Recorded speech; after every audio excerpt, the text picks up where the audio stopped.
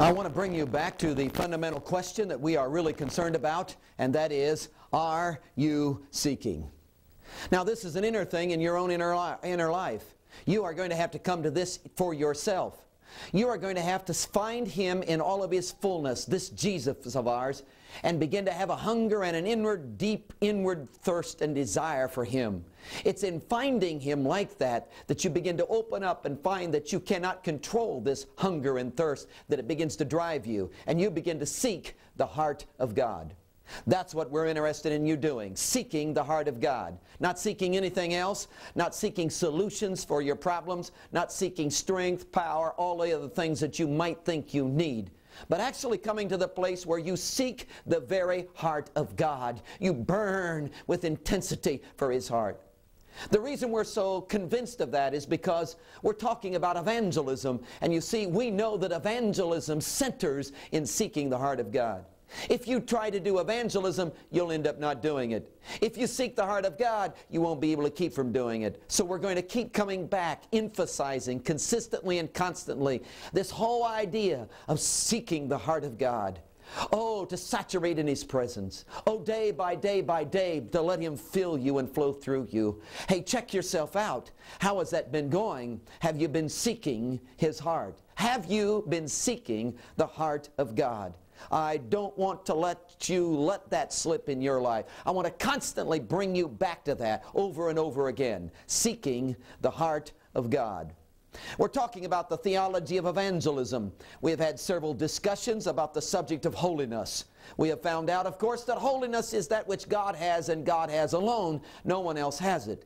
The only way we get it is for Him to translate it into our lives. When He translates it into our lives, then we begin to experience Him. And as we experience Him, we derive from Him this business of holiness. So you can see holiness, evangelism, isn't too much difference. If you seek the heart of God, you begin to be holy as He is holy. If you are holy as He is holy, you begin to throb with His heartbeat. And when you throb with His heartbeat, you begin to evangelize. It begins to spill out of you, for this is the way God sees things. This is the way God acts. This is what God cares about. This is the drive of God. And this becomes your drive also, as you seek the heart of God.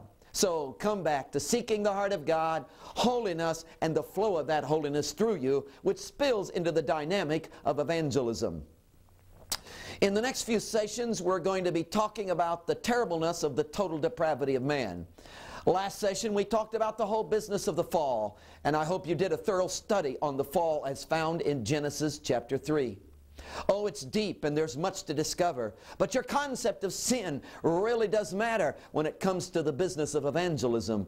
And your relationship with God has a lot to do with understanding the concept of sin. But, hey, note this, as bad as sin looks, as bad as the picture may be, as awful as you may find the fall is, as we talk about total depravity and oh, how deep it's gone and how terrible it is and how scarred we are and how deep, deep, deep down we've gone and how far away from God we've ended up, let me tell you, Jesus has reached out. There is no disappointment. There is no hesitation in this to say that God literally has come to us and the problem has been solved. You can be rest assured of that. The problem has been solved. Jesus died. And evangelism, the change of the life, is possible. You see, it's all found right here in the dynamic of Jesus and seeking the heart of God. So we're going to be talking today about the fall and especially about the subject of total depravity. I want you to go back to the chart that we have been drawing.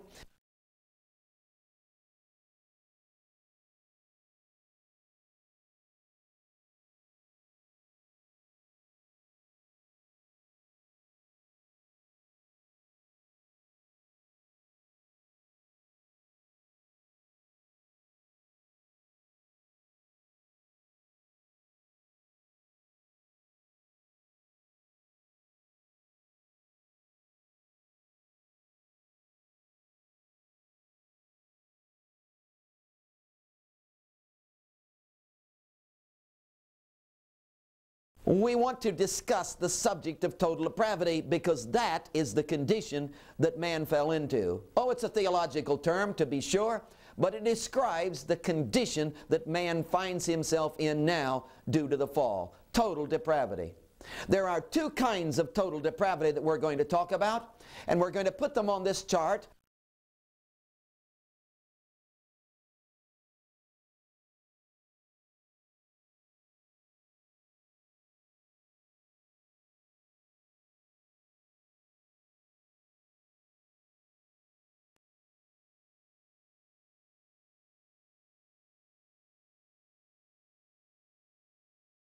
And knowing the difference between these total depravities is absolutely essential if you're going to know anything about evangelism. And to understand the difference between the total depravity capital letters and the total depravity small letters is absolutely essential if you're going to know the business of holiness and understand holiness, and if it's going to make sense to you. So your whole theology is going to be shaped, the whole way you view God's redemptive plan is going to be shaped right here, fundamentally, in this concept of sin and what you know about total depravity capital letters and what you know about total depravity small letters. Now these are such amazing subjects, and they are so detailed and so important that we really need to discuss them thoroughly. And to do that, we're going to be spending a session on each one. And yet, in order for you to understand, first of all, you need to get an overall view of how this really comes together. So we're going to give you a walk-by-walk step through the whole scene of what's going on here. And then we're going to pull out these sections and discuss them thoroughly. So today, we're giving the overall theme, and then this subject of total depravity, capital letters, will be discussed. Let me give you the overall scene. Man is on his way down, and he's going to fall into total depravity, capital letters. Man is going to end up there in the terrible state of totally annihilated from God. The state of total depravity is really, really severe.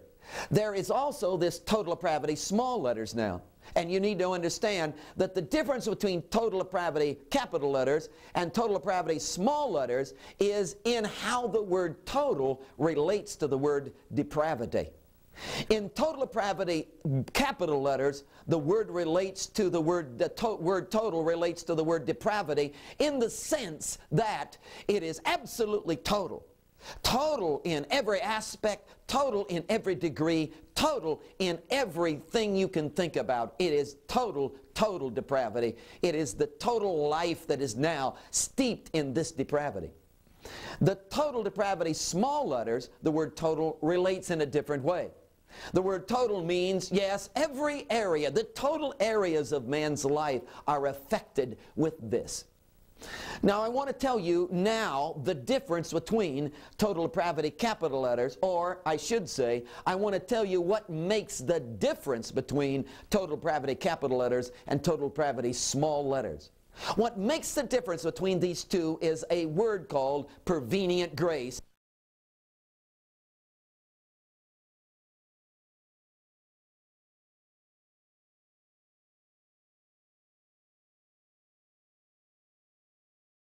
Prevenient grace is a very significant term, and we will be spending whole sessions just talking about prevenient grace.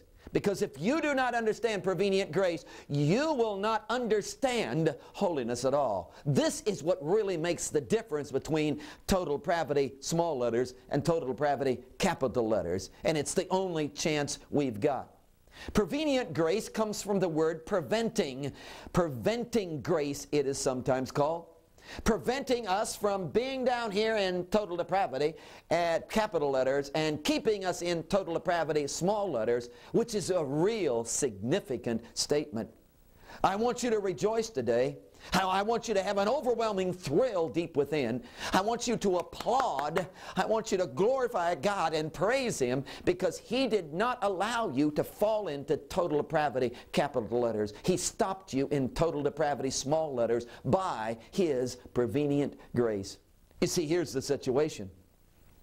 God saw that man was falling, saw that he was headed right down, oh my, and he was going to end up right here in total depravity, and it was all going to be over. But God loved man and intervened in the life of man and did not let man fall into this category, but stopped him before he got there and left him in a state of what we call total depravity, small letters.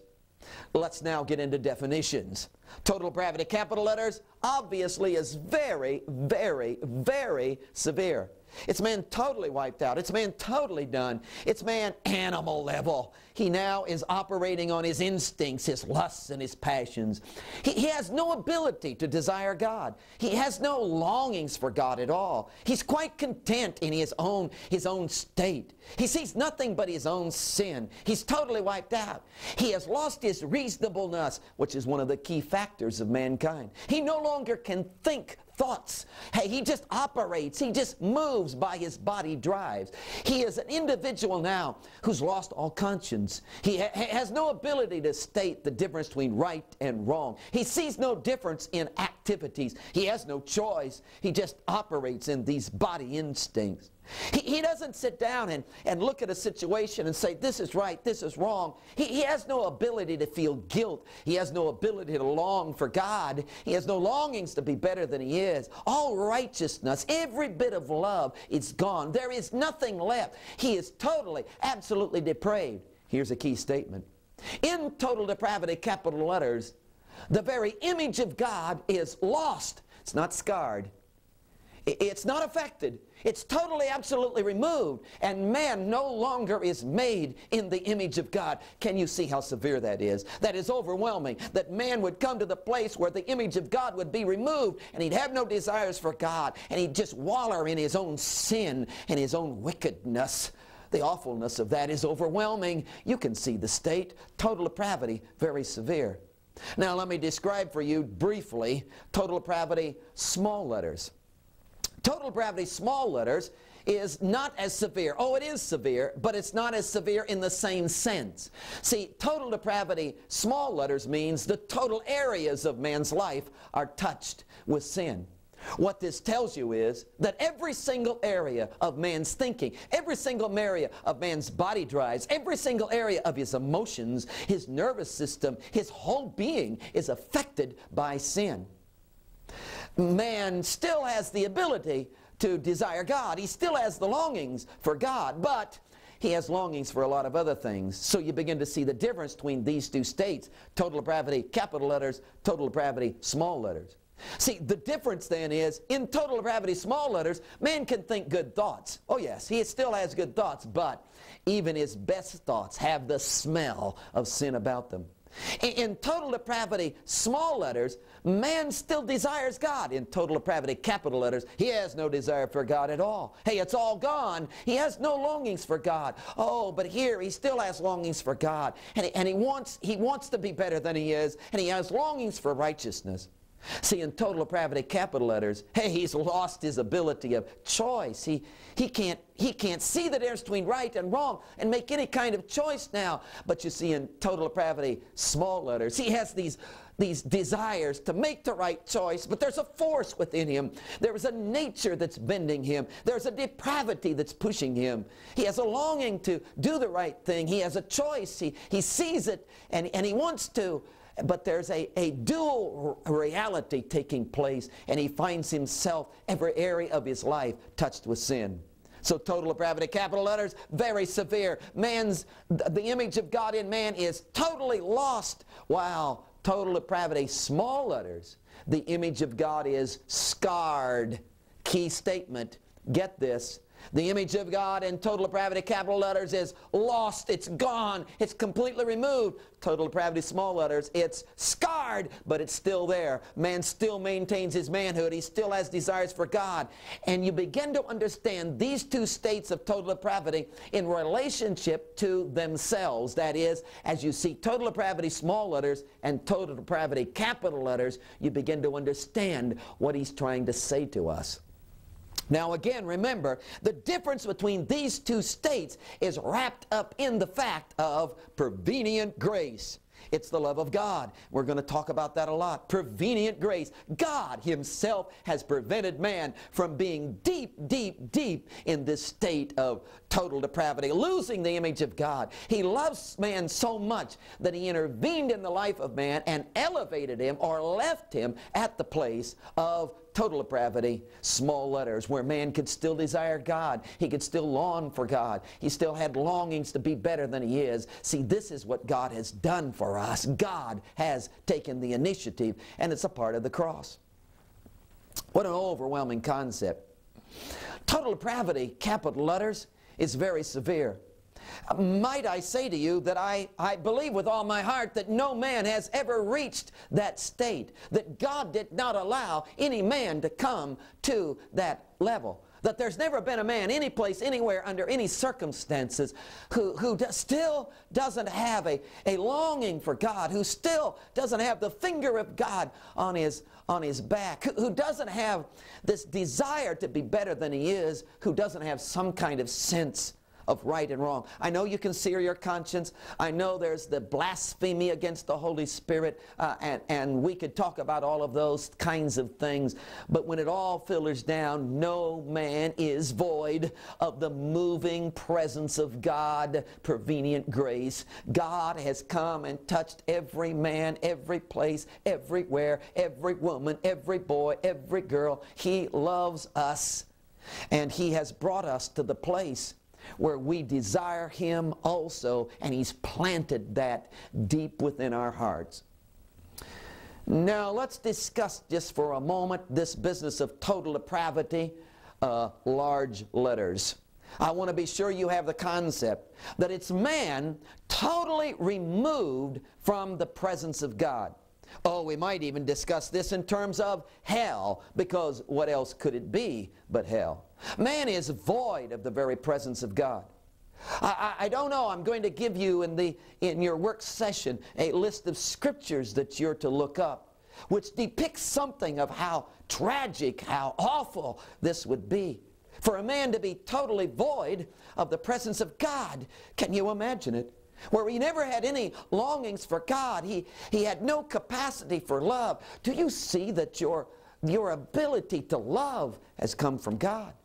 You have no ability to love within yourself. It's not innate within your human nature. Love is what God is. You remember 1 John 4 tells us that God is love. What's this love? Oh, love is holiness. You see, we call holiness perfect love, because they are the same. So you can see that the very nature of God is holy. The very nature of God is love. So if there's any love in your life, do you know where it came from? It comes from Him. He has implanted that within you. And if you were void of God, you would have no ability to love at all. Now we know that God is in omnipresence, so that every man has this omnipresent grace of God just flowing all over him, which keeps him from the state of total depravity, capital letters. For if a man again was without this omnipresent kind of love, this omnipresent kind of grace, he would be incapable of love. Do you see that the ungodly man, oh yes, he wants nothing to do with Jesus. He's mean, he's wicked, he's vile, but do you understand? Oh, he loves his wife, or he loves his kids, or he has the capacity for some kind of love in his life that tells you prevenient grace is acting. Oh, they say even among thieves there's honor among thieves. Yes, they steal from other people, but not from each other, because they have some kind of code among themselves. Where do they get that code? Oh, you see, that code comes from prevenient grace. See, the only reason they have any decency about them at all is because of God. God has come in His prevenient grace. And total depravity would mean you would be void of every bit of that. You see, there would be no way at all of any kind of decency, no way at all of any kind of love. There would be no way at all of any kindness. Kindness, generosity, every kind good deed would be gone. A man would be totally incapable of anything of righteousness at all if it weren't for the prevenient grace of God total depravity, capital letters. Very, very, very severe. In fact, there is really no way to overstate it. For you see, it is way beyond anything we've ever dreamed of. Total depravity, capital letters. Now, God has not left us there. We understand that. We can only imagine that in our minds, because God has not allowed us to go to that place. Oh, in your session after this, you're going to be talking about the possibility of what hell would be like. For hell would be total separation from God, which would bring us back to this awful state, would it not? The state of being totally depraved, the state of capital letters total depravity, the state of never having any kind of love in your life, never having any kind of decency, never having a good thought. Can you imagine the overwhelming plight of that kind of position? But again, God has not left us there. And I want to emphasize, no man, anytime, any place, anywhere has ever come to that state. See, prevenient grace is in the atmosphere around us. Oh, it's pressing in upon us. Every man is surrounded by, every time you go to the hospital, you know what you're running into? The benefits of prevenient grace. See, atheists did not build hospitals. Hospitals came out of Christians who loved God and wanted to care for the body. See, education, where does education come from? The desire to learn and know. Hey, it comes from Him, see. Even that desire is right out of God Himself. This is what He's brought to us. He wants us to have this. And He has brought to us prevenient grace, which has saved us from the state of this overwhelming tragedy of total depravity, capital letters. No man, anytime, any place is void of this prevenient grace of God. Let's talk just for a moment about the whole business of the blasphemy against the Holy Spirit. You can find it, for instance, in Matthew chapter 12, and it is a strong concept, but we need to be clear on that. Because the blasphemy against the Holy Spirit, you understand, is not a deed that you do and then God departs from you. See, the blasphemy is an inside thing that happens inside of man. It is a rejection of God to the point that you no longer feel the touch of God, but that doesn't mean the touch of God isn't there. You no longer desire God, but hey, that doesn't mean God isn't planting the desire within you. See, what I'm saying is that even though we reject, and even though we grieve the Spirit, and even though we push God away from us, and even though we go through all of this kind of routine, you understand there is still implanted within us, pressing in upon us, this overwhelming grace of God, that He does not give up on us. He comes after us. He will not leave us alone. He desires us. For He will not leave you. And I am convinced that a man may make his way all the way to hell, but God will be consistently and constantly coming after him, desiring him, longing him, and the prevenient grace of God will be flowing out to him. For God is not going to allow any man to come to the state of total depravity. He loves you too much. Now, we know that in the ultimate sense, when we are severed from God, we may enter into this. But hey, that severing is not going to take place in this life. God has guaranteed it by His prevenient grace. His love, His Calvary love is way too strong in your life to let that happen. He loves you too much. He desires you with His whole life. Prevenient grace. What an overwhelming concept. So I want you to rest in that. I don't want you to have fear. I don't want you to tremble over this total depravity, capital letters, because God is not going to allow you. If you will respond to Him, if you will just keep loving Him, if you will just keep responding to Him, He will build within you all of His grace. You need not worry, fear this great total depravity, nor do you need to fear it for your loved ones. For you see, you may be the very prevenient grace of God that's flowing all over them. You may be the very touch of God upon their lives that will bring to them what they need. See, it's all in this prevenient grace, this dynamic of God who loves you with His whole life. He will not leave you alone. The prevenient grace of God is going to continue to flow to you. You cannot stop it. Hey, He will not allow you to come to this state of total depravity, capital letters. Investigate this state, know it for certain, know the depth of it, try to grasp the overwhelming concept of how deep this could go and what this would mean, but do not fear. For the prevenient grace of God has come, and He loves you with the amazing amount of His love that will not let you go. This is our God. So let's rejoice in evangelism, because the basis of evangelism is God is flowing, God is moving, the prevenient grace is coming, touching, and God has gone before us. And when we talk to people, we're not talking to people who are in this state of total depravity. When we witness, when we preach, we are not talking to people who do not have desires for God. God has planted within mankind this overwhelming desire for Himself. It's prevenient grace. Total depravity, capital letters. Yes, see it for what it is. And thank God every moment of your life that He's not allowed you to come to that place. He loves you too much. It's the amazing, immense grace of God that constantly pours itself out to us. And you can count on that. The Scriptures is full of it. We're going to have a great time investigating the subject of prevenient grace, seeing it in the Scriptures, looking at the various passages that spill this prevenient grace out, that keep us from this state of total depravity. Yes, this may be a downer in the sense that we're looking at Scriptures now that tell us how bad man is, but note the grace of God is adequate for the hour. So as you begin to investigate these Scriptures, don't ever let the wonder of the grace of God, prevenient grace, slip from your grasp.